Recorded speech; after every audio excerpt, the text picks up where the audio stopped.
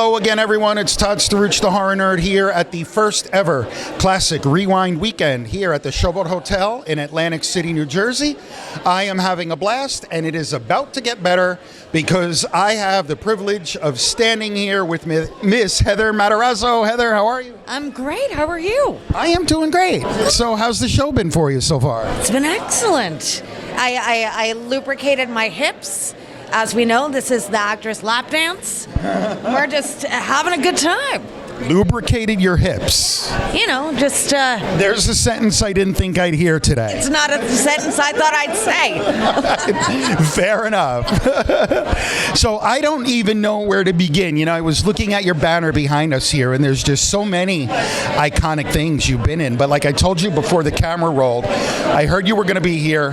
First thing I thought of was you, unfortunately, hanging upside down in Hostel Part 2. So how intense was that scene to film? It was very intense. We shot it over 2 days, and I trained for it for 2 months and learned how to hang upside down for 20 minutes at a time. You know? Wow. Yeah, it's a boon for any actor, or at least for me, where I get to challenge my body and challenge my mind to grow to greater lengths than I previously thought possible.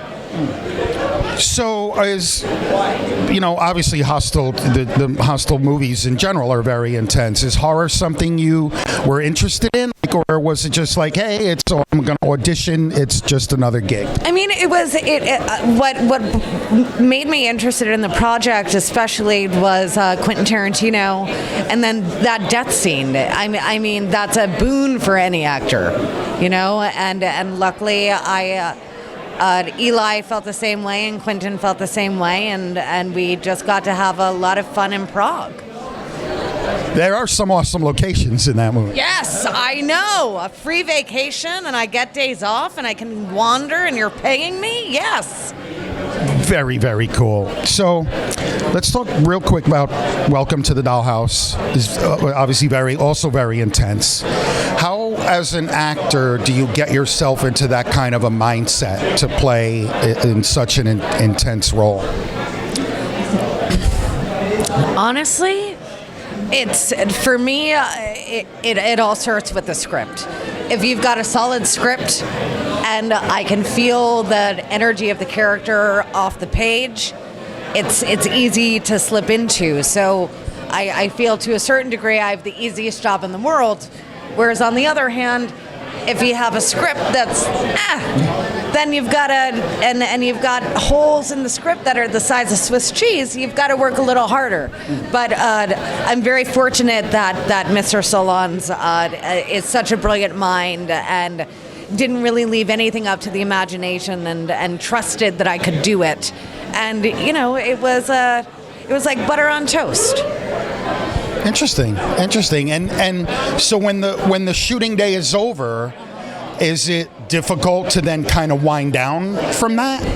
Oh no, I mean, especially when I was younger, it was let's keep going, because I shot it over the summer when I was 11 years old, and you know, like they have very strict laws for how long a child can work, but they saw my enthusiasm and were willing to fudge some numbers, and you know, working 12 to 14-hour days is my jam, especially when it's with people that I have respect for, because we're there for the common purpose of to tell a story that means a lot to us.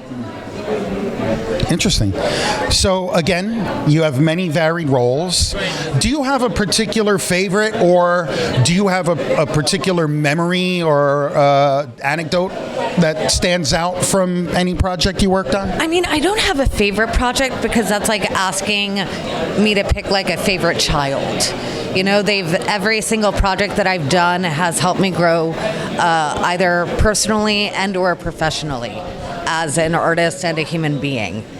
I mean, I can tell you, and I still have it, and I'm like, you can feel my forehead.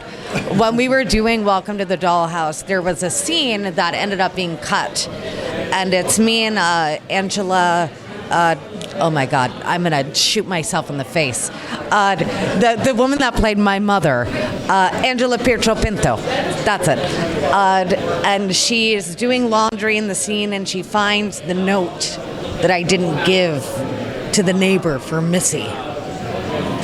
And I'm trying to run away from her, and then I'm supposed to land on the couch, and she's supposed to beat the ever-living shit out of me. And we do the scene twice, and the second time we do the scene, the couch had a long metal bar, and my head smashed right into the bar. And I still have like scar tissue from that. It didn't crack my skull open, but it caused some damage. And that's one that I very much strongly remember.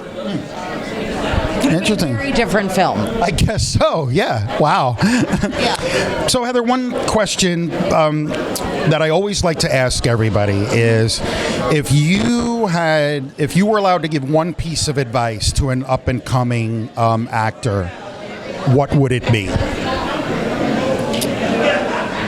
Oh, goddess. Didn't mean to stump you.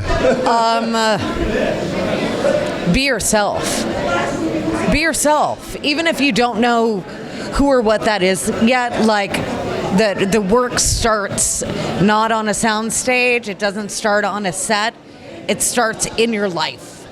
And if you're able to be present in your life and you're able to observe from all different points of view, emotionally, spiritually, mentally,